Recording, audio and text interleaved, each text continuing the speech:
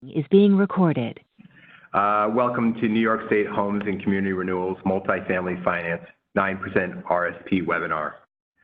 My name is Sean Fitzgerald. I'm the Assistant Commissioner for Multifamily Finance here at HCR. I'm joined by several senior HCR staff who will be over the course of the webinar, including Lenny Skrill, our Upstate West Development Director, Darren Scott, HCR's Upstate East Development Director, Maria Kalitis, our Downstate Development Director, and finally, Mike Debanis, Director of HCR's Design Unit. Today, we'll be presenting information that will be essential to prospective applicants seeking 9% tax credits, state housing tax credits, and a wide range of other affordable financing options. This presentation is not meant to provide all the information you need to submit a successful application, nor is it a presentation on the fundamentals of affordable housing development and finance. Instead, the webinar will provide a general overview of the application process and highlight what's new compared to last year. For more comprehensive information, applicants must visit HCR's Fall 2019 Multifamily Finance 9% RFP webpage, which consolidates all the documents and policy guidance you'll need in one spot. The link to the webpage is included in today's presentation and in the RFP. Please add it to your favorites, as you will need to visit many times in the coming weeks. Also, this presentation will not cover the application requirements for accessing HCR's 4% tax credits and tax-exempt bond financing.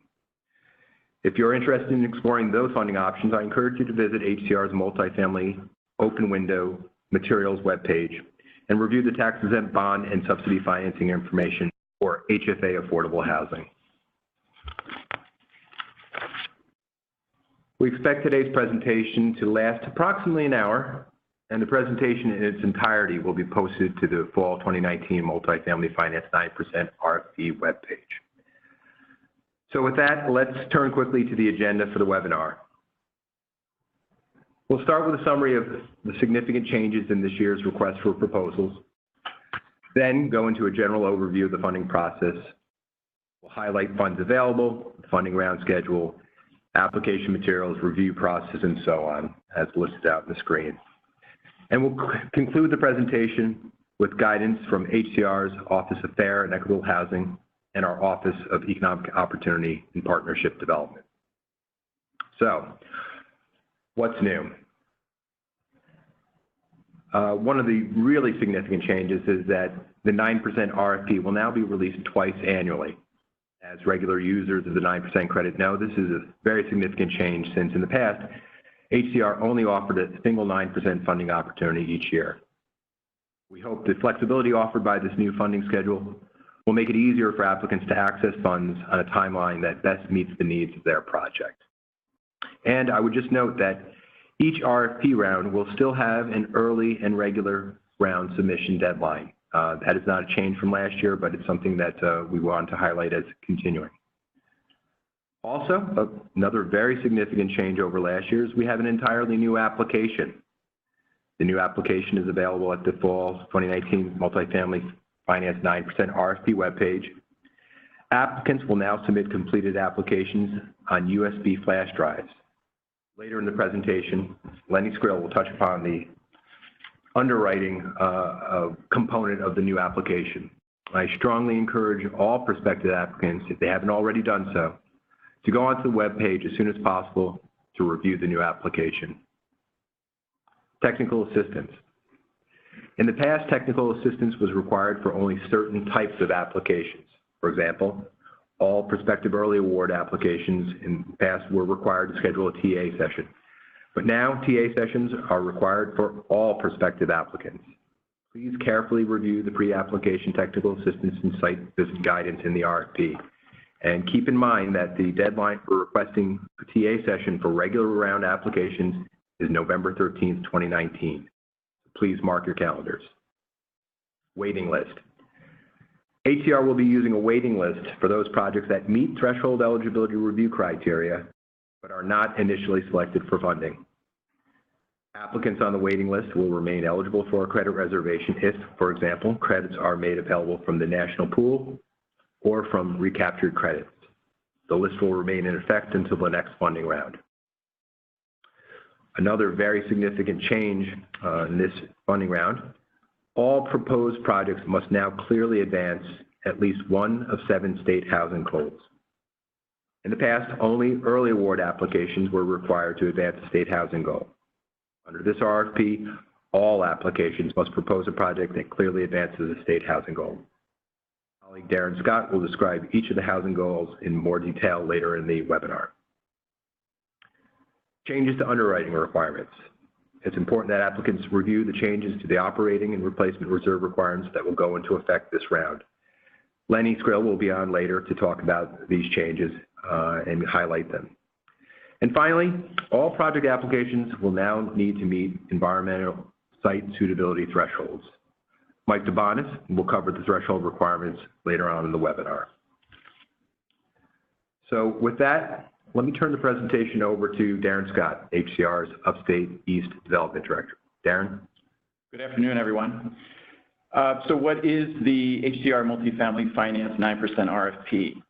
Formerly known as Unified Funding, the new HCR Multifamily Finance 9% RFP, so right off the bat we've changed the name, is a competitive process used to award 9% low-income housing tax credits and subsidy financing to sponsors proposing affordable and supportive multifamily housing projects that address a wide range of needs identified as part of the state's housing goals.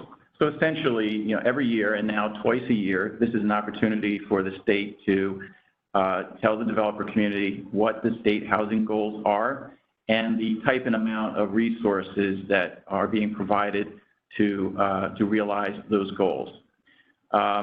Those resources are meant to meet the goals of the state, but also are a menu that you can use to tailor to the needs of each community. The new RFP process will be more accessible to sponsors, improve the quality of projects so that they continue to align state housing goals, and streamline the review of applications for HCR staff. So over the summer, we took a deep dive into the RFP and looked for ways in which we could leave many things the same but improve accessibility for our sponsors, especially newcomers to the process. We want the process to be easier to apply. We want the outcome to be more focused on state housing priorities. We want the scoring to be more transparent and aligned with the QAP. And we certainly need it to be easier for staff to review these applications. Here you see the 10 economic development regions. So applicants will be competing within each region against other projects that are proposed in that region and competing on a statewide basis for a finite amount of resources available in this round. In this round, these are the program funds that are made available.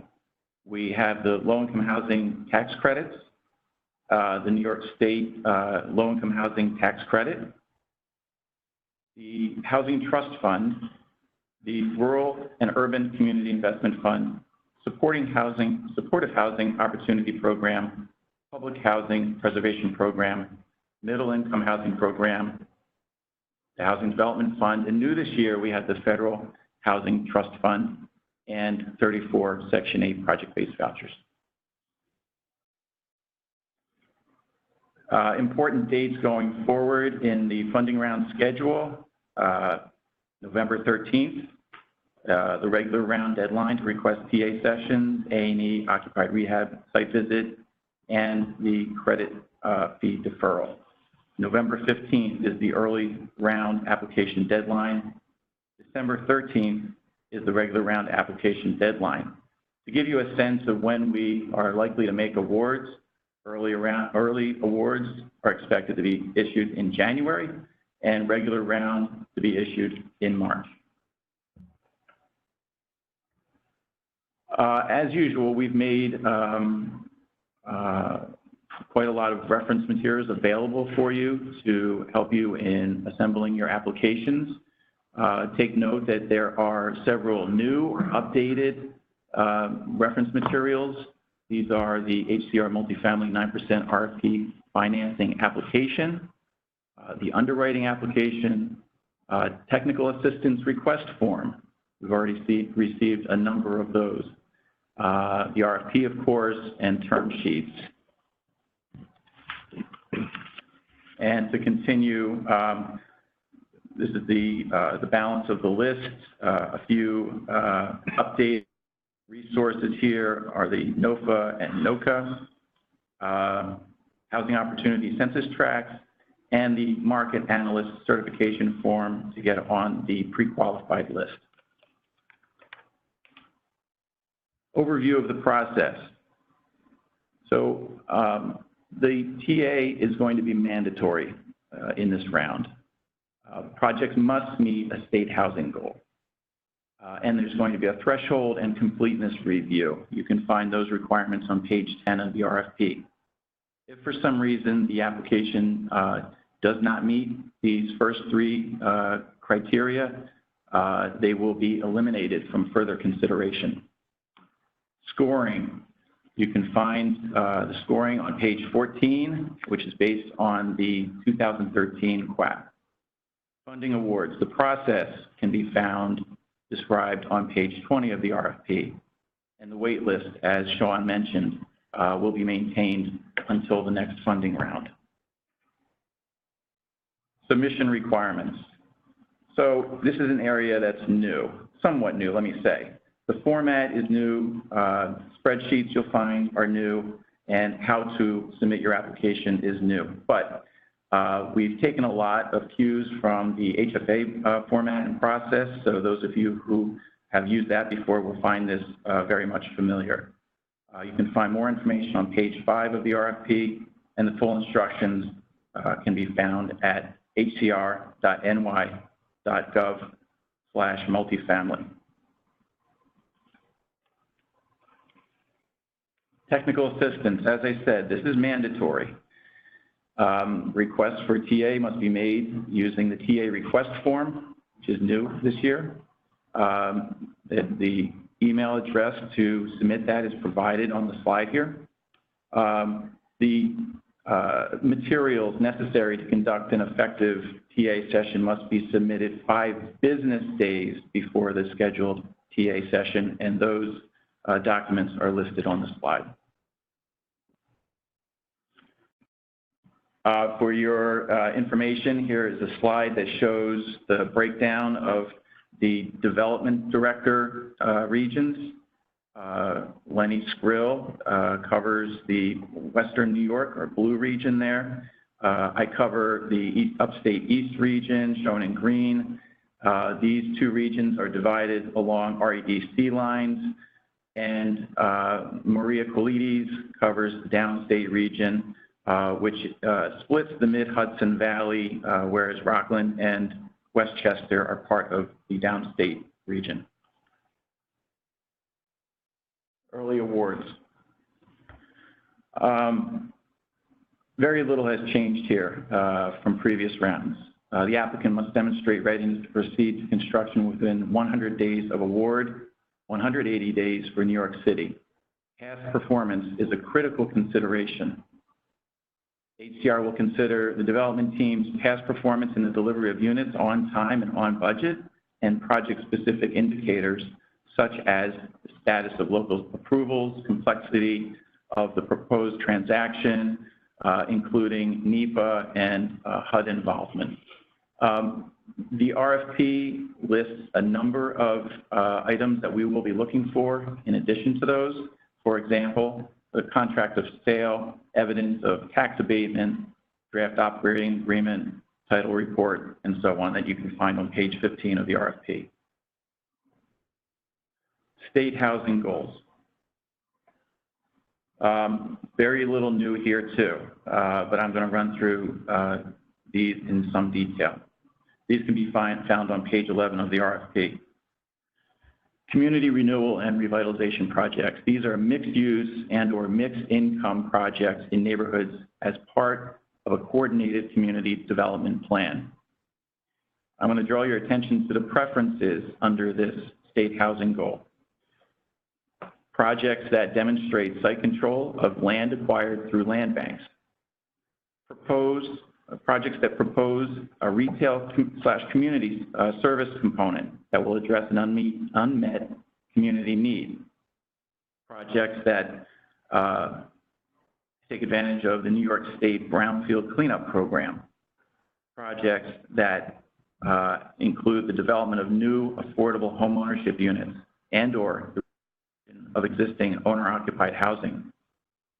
Projects that propose a comprehensive workforce development plan. Projects that are located in a designated Empire State Poverty Reduction Initiative, or ESPRI, locality. Integrated supportive housing projects. Projects that provide permanent supportive housing to a variety of special needs populations in integrated housing settings. Projects must give preference in tenant selection to persons with special needs for at least 30% and up to 25% for projects with OPWDD funding of the LIHTC assisted units. Public housing redevelopment projects. Housing opportunity projects.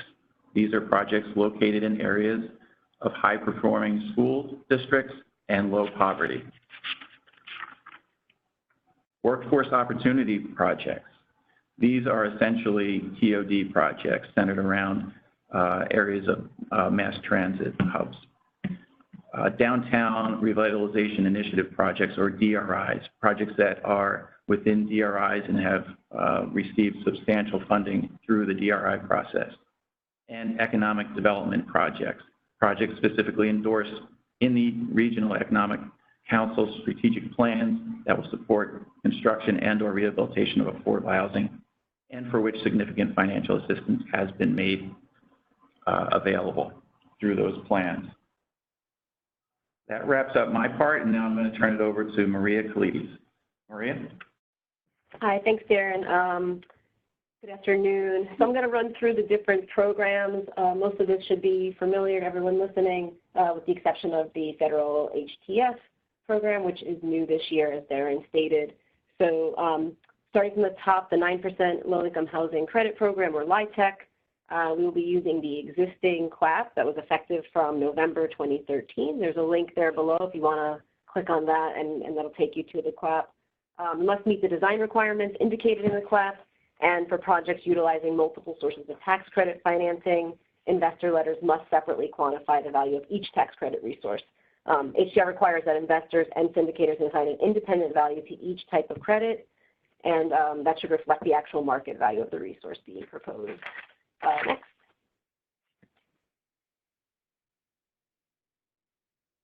Next slide.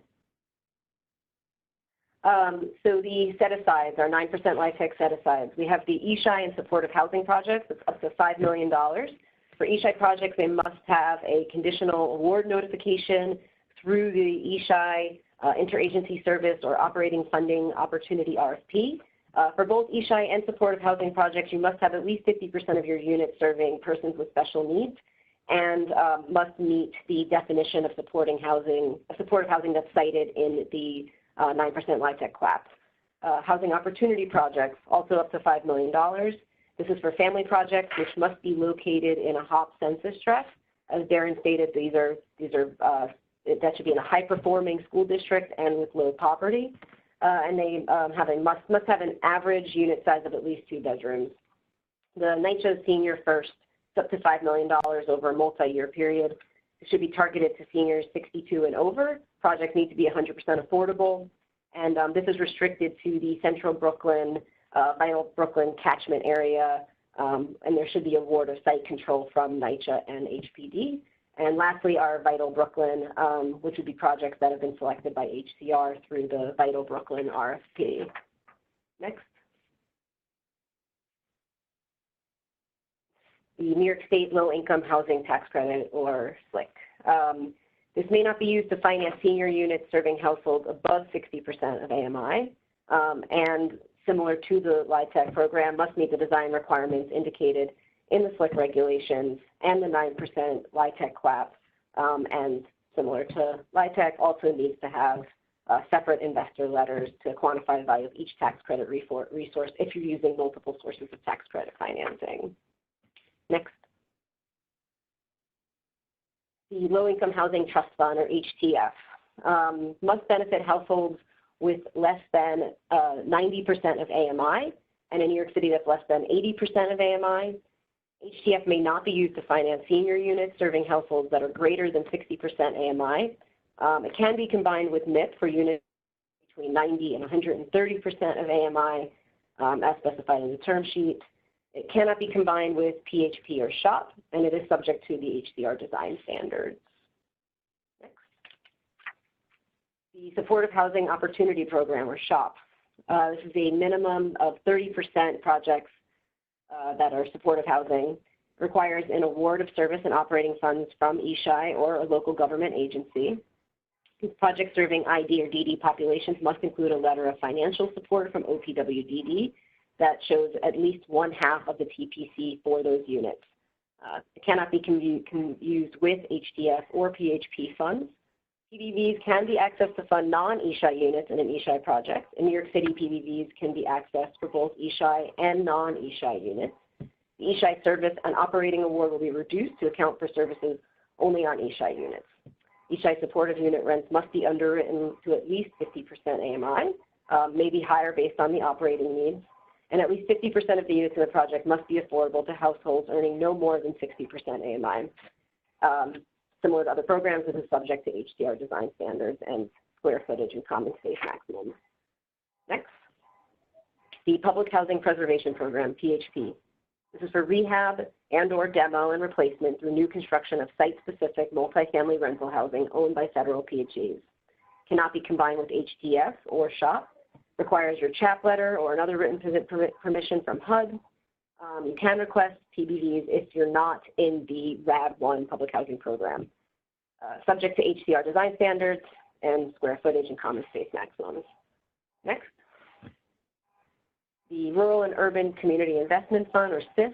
This is for non-residential use only. It's available for new construction, adaptive reuse, or rehab as a retail, commercial, or commercial facility of an HCR-regulated affordable housing development that clearly serves the critical unmet needs of the tenants in the affordable housing development or advances a REDC, Regional Economic Development Council, or DRI, Downtown Revitalization Initiative approved strategic investment plan.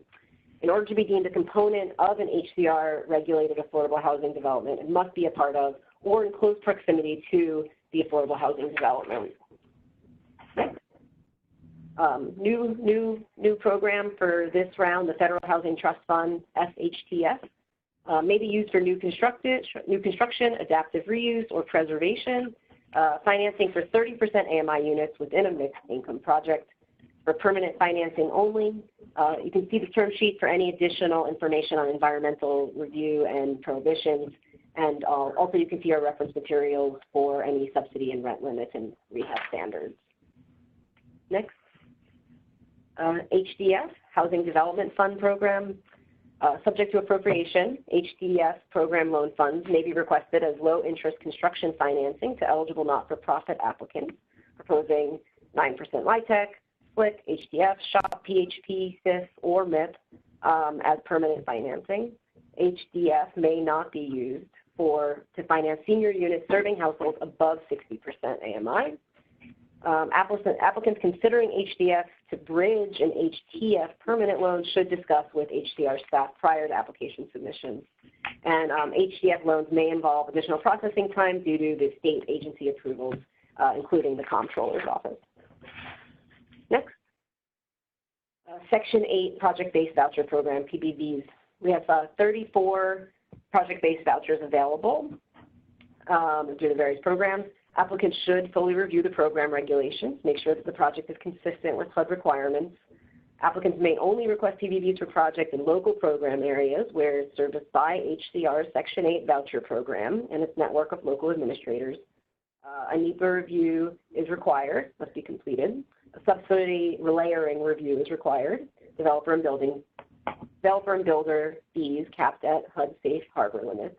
PHB projects participating in RAD1 may not request PBVs, and PBVs can only be requested for non-supportive units in SHOP projects, except in New York City. Next. PBVs may be used to assist senior, family, or workforce housing. All PBV units must target households at or below 30% AMI. They may also be used for the preservation of projects currently regulated by HCR if need is demonstrated. The maximum PBV request is the greater of either 25 units or 25% of a project's total units. RP for information on special population exceptions. Single-stage or multi-stage lease-up must be indicated at the time of application, and Davis-Bacon wages are triggered on anything more than 8 PBVs, 9 or more PBVs. And at that, I will turn over to Lenny Skrill, to talk about the underwriting changes. Thank you, Maria. This is Lenny Skrill. I'm going to talk a little bit about the changes to our underwriting. So basically, the big change is that underwriting submissions now have to be submitted in a separate Excel workbook, 9% RFP underwriting application that must be completed by all applicants. The format basically mirrors the HFA's format for 4% taxes and bond deals. We surveyed many members of the development community about the underwriting formats, and a very high percentage of the development community felt very much more comfortable with the HFA format, so we embraced that. The format basically has 7 tabs that have to be completed by the applicant: development budget, sources and uses, units and income, operating expenses, operating pro forma, project debt, and tax credit worksheet. Please, next slide. There have also been some changes to the 9% underwriting requirements to be consistent with the underwriting practices of HFA. They have to do with initial reserve capitalization requirements, annual reserve contribution requirements, contingency requirements, subsidy debt service structure, 0.5% hard paid debt. I'll go to a little detail on that in a second. Next slide.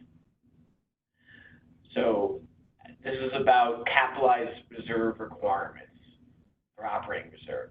So for projects that are with LIHTC, low-income housing credit, and state low-income housing credit that are larger than 60 units, then the expectation is that operating reserves will be capitalized in 3 months of operating expenses and debt service.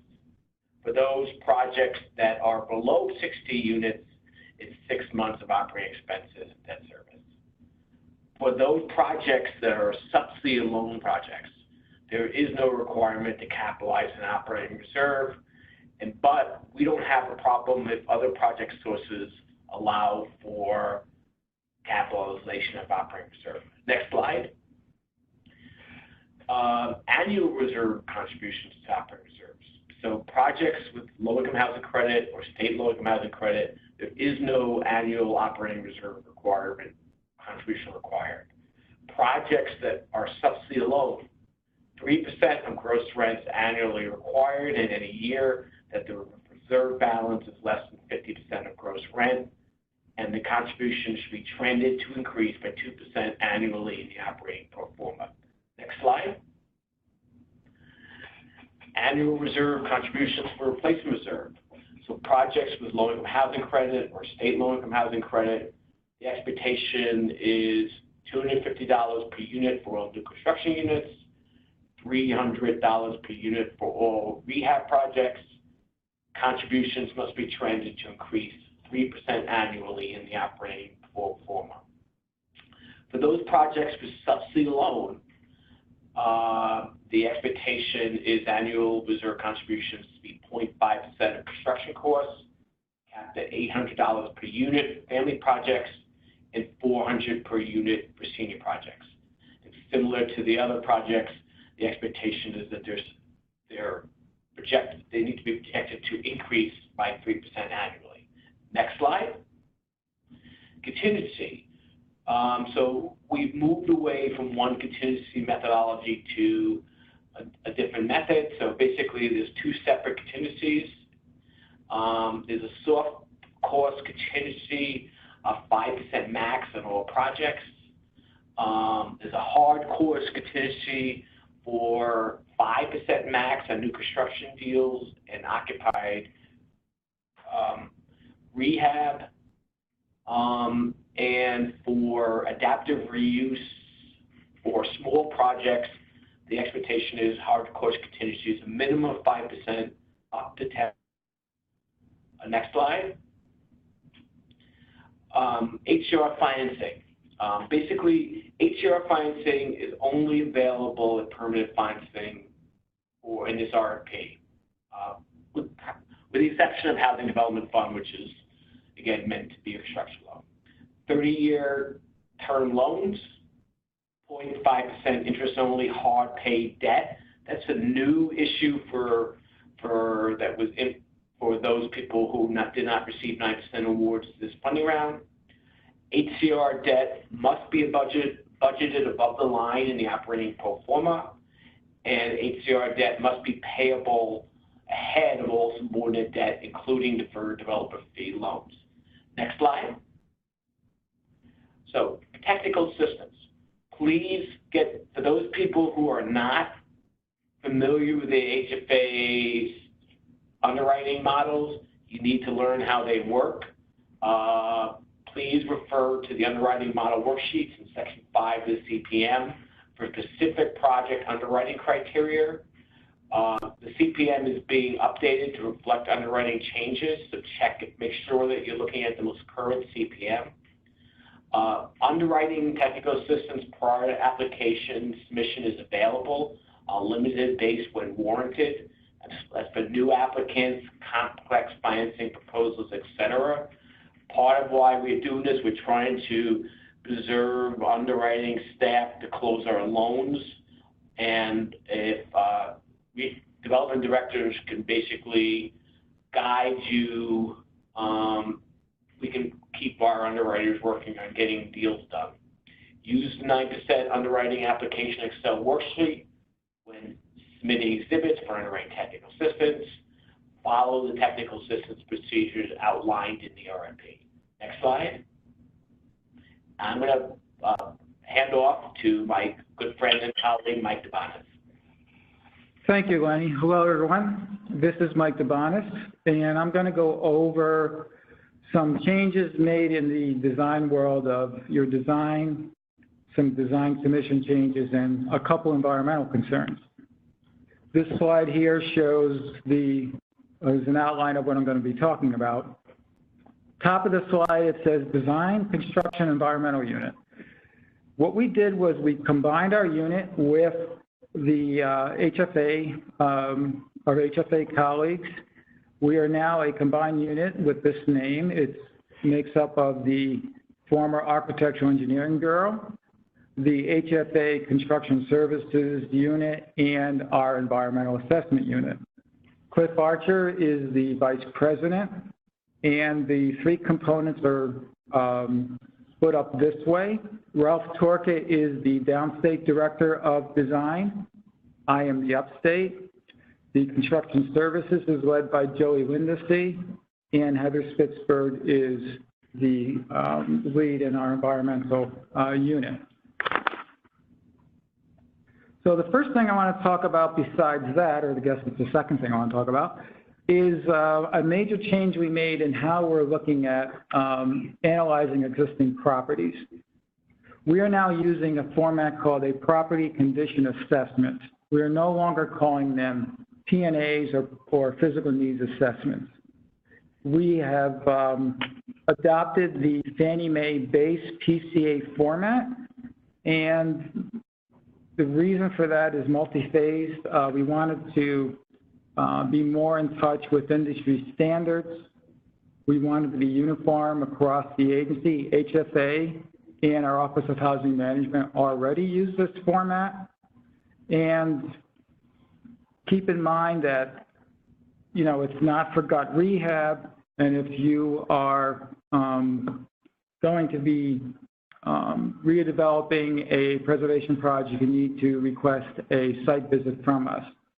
You can go to the Fannie Mae website and look up the Series 499 forms for all the information you need on guiding you to fill these out. But please keep in mind when you look at the instructions to pay attention to the base PCA format because there are other methods and forms out there that don't apply to this format. There's been a change to energy efficiency. As you know, we have a series of energy efficiency strategies that are threshold in our developments.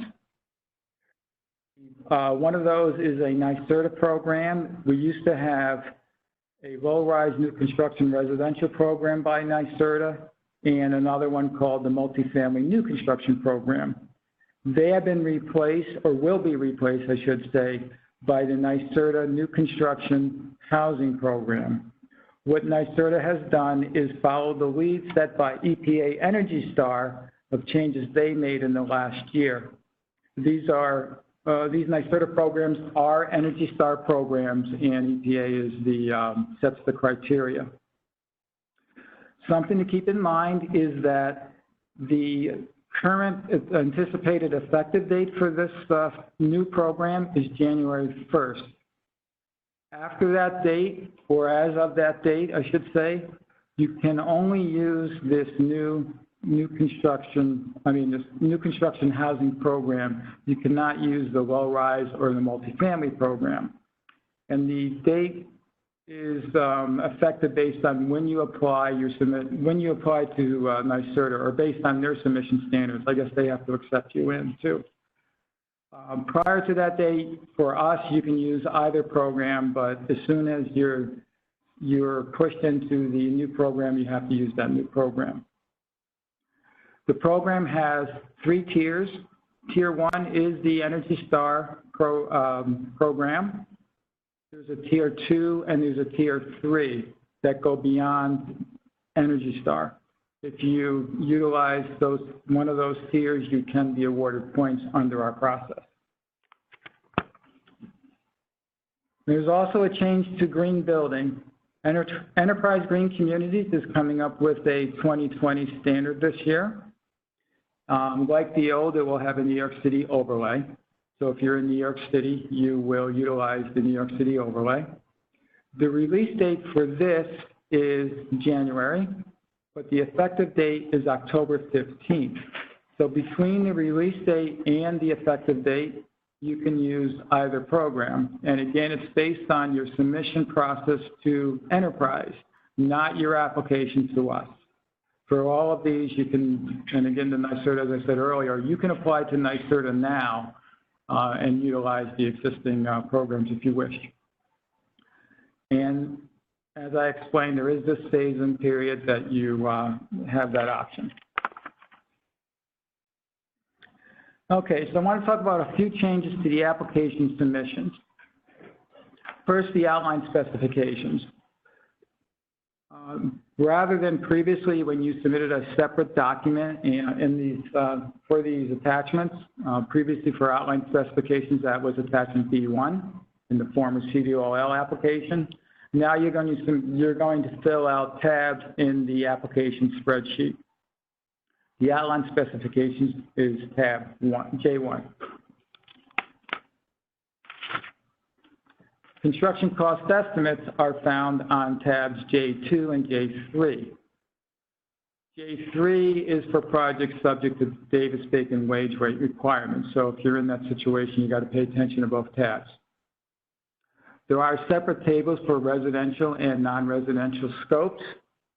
One area of caution I want to give you is that sometimes or I shouldn't say sometimes, but currently there are some hidden columns in the spreadsheet. So if you go into the tab and you're not seeing all the charts you're expecting, make sure you unhide the columns and you'll reveal all of the charts because there are both residential and non-residential charts.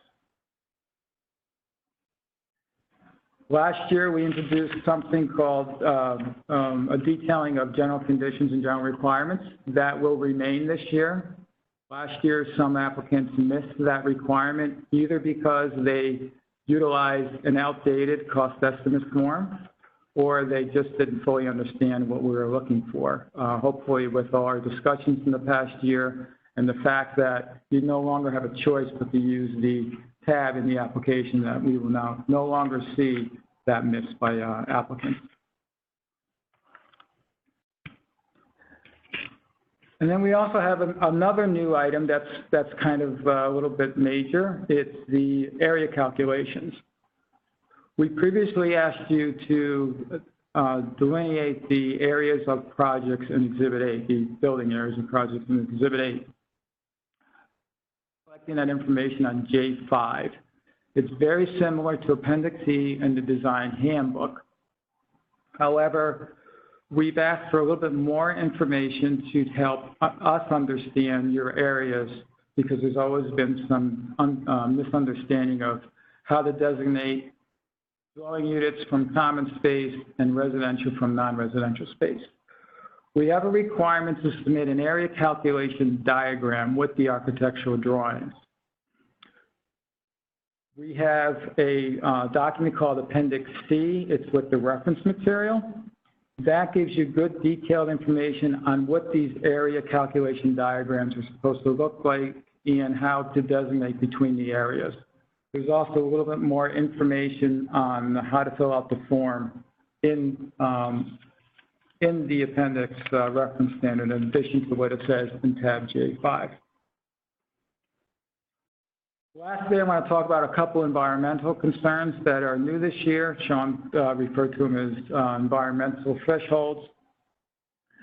To break them down simply, there's basically two concerns. The first concern is that if there are any site contamination concerns, they must be addressed in the application. Can't emphasize that any stronger. This doesn't mean if you have a concern, you're not going to be funded. You need to address the concern and explain how you're going to mitigate this concern. You can show us a remediation plan. You can give us a narrative explanation of what you're going to do. But you need to fully explain it so that we understand you have it in your project and you understand the implications. And you also must identify the costs to address these concerns. Many times we see cost estimates that are totally blank on some type of major environmental concern that's written up in the environmental site assessment, and to us, it's a major funding gap. The second concern is to explain and analyze whether or not the site is nearby any environmental concerns. You can go to tab F1 in the application, and that will give you a full explanation of what we're looking for. With that, I will turn it back over to Lenny Skrill. Thank you very much. Thanks, Mike. So I'm going to take this slideshow through the end. So I'm basically going over some ground rules that basically the agency will implement when your project is funded. So basically, HCR's Fair and Equitable Housing Offices assures that the agency and our awardees comply with the Fair Housing Act, New York State Human Rights Law, and any applicable local fair housing laws, policies, and procedures. Each development must create and execute a fair housing certificate prior to closing, an affirmative fair marketing plan prior to closing, to marketing. No rubber stamps. Basically each plan is going to be reviewed consistent with HCR's guidelines and fair housing laws. Any questions, please reach out to us. Next slide. Things we focus on with the FEO review: outreach and marketing, occupancy preferences,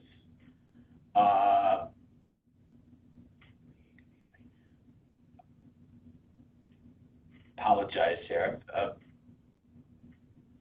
I'm going to VAWA.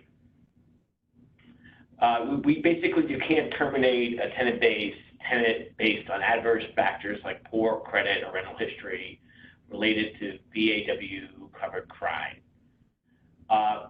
Criminal reentry. There's no automatic bar based on credit. Next slide. Recipients of HUD funding, CDBG, Home, Federal HDS, Section 8, in excess of $200,000 have to comply with Section 3. Your contractors and subcontractors that receive a contract in excess of $100K are also required to comply with Section 3. This is your responsibility. We expect biannual reporting and report on whether you and your subs have met their Section 3 goals. If you have any questions about Section 3 and how it's to be implemented, please reach out to FEHO at FEHO@nyshcr.org. Next slide. What are the Section 3 minimum goals? At least 30% of all new employees hired should be Section 3 residents, and Public Housing Authority and Section 8 residents count as Section 3 residents. At least 10% of the total amount of all Section 3 covered contracts for rehab, construction, and other public construction should be granted to be eligible Section 3 businesses. At least 3% of the total dollar amounts of non-construction contracts should be granted to eligible Section 3 business. Next slide. MWB participation. Article 15A of the executive law promotes economic opportunities and the quality of employment for minority group members and women in state contracting activities. All state-funded programs are subject to this law and must comply with HCR's MWB participation requirements.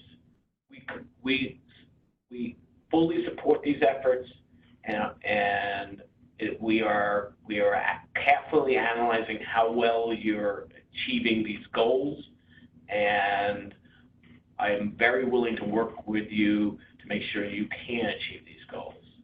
We will give preference in our selection criteria to applicants where New York State certified MWBs are part of the development team. Award decisions, including the consideration of applicants' past and current performance, include MBWB performance. Next slide. Service the Disabled Veteran Owned Business Program was signed into law by Governor Cuomo on May 12, 2014. The law allows eligible veteran business owners to get certified as New York State Service Disabled Veteran Owned Businesses. OGS is the state agency responsible for the administration of the program. All state-funded programs are subject to this law and must comply with all HCR participation requirements. HCR's OEOPD is charged with monitoring compliance for SDVOP programs.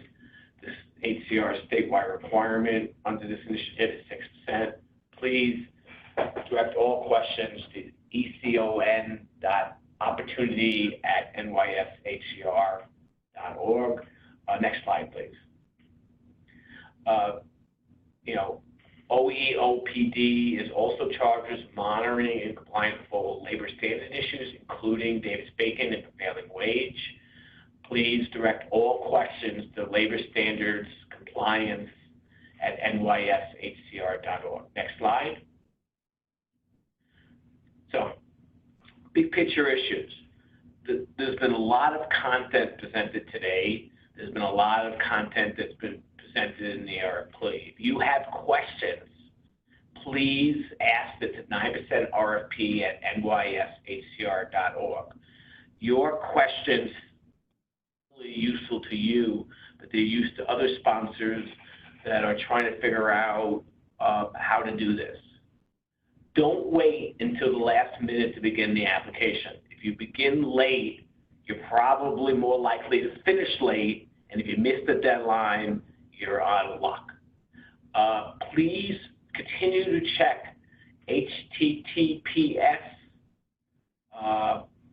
Let's do it. Check online continuously. We continually update the application, and particularly we answer questions and answers. You can avoid asking questions that other people have asked for, plus other people's questions may create a bulb light in your own head about what you're trying to do. Any updates to documents we've posted to the RFP recorded revisions, and good luck, and we look forward to working with you from this day on until the submission of your successful application. Have a good day.